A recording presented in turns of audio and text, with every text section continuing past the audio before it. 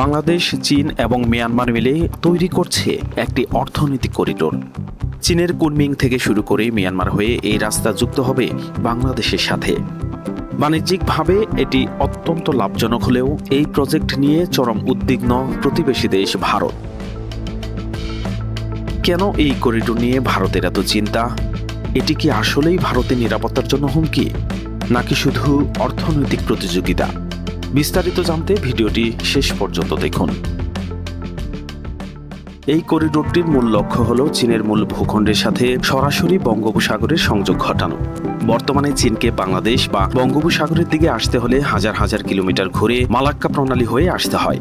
কিন্তু মিয়ানমার হয়ে বাংলাদেশের সাথে এই সংযোগ তৈরি হলে চীনের কুনমিং শহর থেকে মাত্র কয়েকশো কিলোমিটারের মধ্যে বাংলাদেশের বন্দরে পৌঁছানো সম্ভব হবে। এতে বাংলাদেশের ব্যবসা বাণিজ্য, আমদানি রপ্তানি বহুগুণ বেড়ে যাবে এবং সস্তায় চীনা পণ্য বাংলাদেশে আসবে।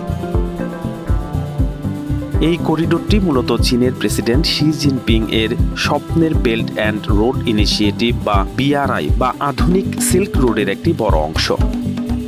চীন চায় চারদিক থেকে ভারতকে ঘিরে ফেলতে এবং বঙ্গোপসাগরে নিজেদের আধিপত্য বিস্তার করতে। এই করিডোর সফল হলে মিয়ানমার ও বাংলাদেশের অর্থনীতিতে চীনের প্রভাব শতভাগ বেড়ে যাবে, যা চীনকে এই অঞ্চলের একচ্ছত্র ক্ষমতা দেবে।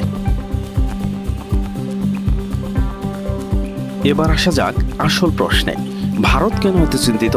ভারতের উদ্বেগের তিনটি প্রধান কারণ রয়েছে। প্রথমত, স্ট্র্যাটেজিক বা কৌশলগত অবস্থান। এই করিডোরটি ভারতের উত্তর পূর্বাঞ্চলীয় রাজ্যগুলোর যেমন আসাম, নাগাল্যান্ড, মিজোরাম একেবারে পাশ দিয়ে যাবে।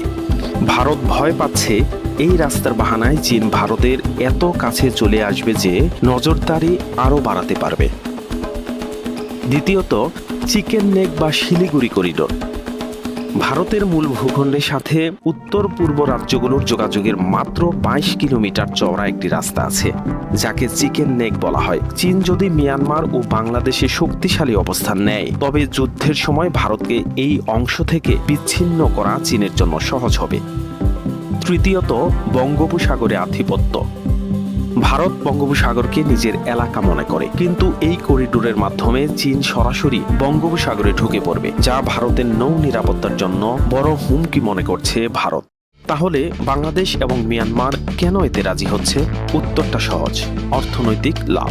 বাংলাদেশের প্রয়োজন পরিকাঠামো উন্নয়ন এবং গভীর সমুদ্র বন্দরের সঠিক ব্যবহার। চীনের বিনিয়োগ বাংলাদেশের অর্থনীতিকে আরও দ্রুত বড় করতে সাহায্য করবে। অন্যদিকে আন্তর্জাতিকভাবে কিছুটা একঘরে থাকা মিয়ানমার এই প্রজেক্টের মাধ্যমে বিপুল পরিমাণ ট্রানজিট ফি এবং চীনের অর্থনৈতিক সমর্থন পাবে। ফলে ভারতের আপত্তি থাকা সত্ত্বেও ঢাকা এবং নেপিদো উভয় পক্ষই এই প্রজেক্টে আগ্রহী। পরিশেষে বলা যায়, বাংলাদেশ চীন মিয়ানমার করিডোর শুধু কোনো সাধারণ রাস্তা নয়, এটি এশিয়ার ক্ষমতা দখলের এক মরণপণ লড়াই। একদিকে বাংলাদেশ ও চীন তাদের অর্থনৈতিক স্বার্থ দেখছে, অন্যদিকে ভারত দেখছে তার সার্বভৌমত্ব ও নিরাপত্তার হুমকি। বাংলাদেশ সবসময় ভারতের সাথে সুসম্পর্ক বজায় রেখে চীনের অর্থনৈতিক সুবিধা নিতে চায়, কিন্তু ভূ রাজনৈতিক এই খেলায় ভারসাম্য বজায় রাখা ঢাকার জন্য আগামী দিনে মস্ত বড় চ্যালেঞ্জ হবে। আপনার মতামত কি? এই করিডোর কি বাংলাদেশের জন্য আশীর্বাদ হবে, নাকি ভারতের সাথে সম্পর্ক নষ্ট করবে? কমেন্ট করে আপনার মতামত জানান। ভিডিওটি ভালো লাগলে লাইক ও সাবস্ক্রাইব করতে ভুলবেন না।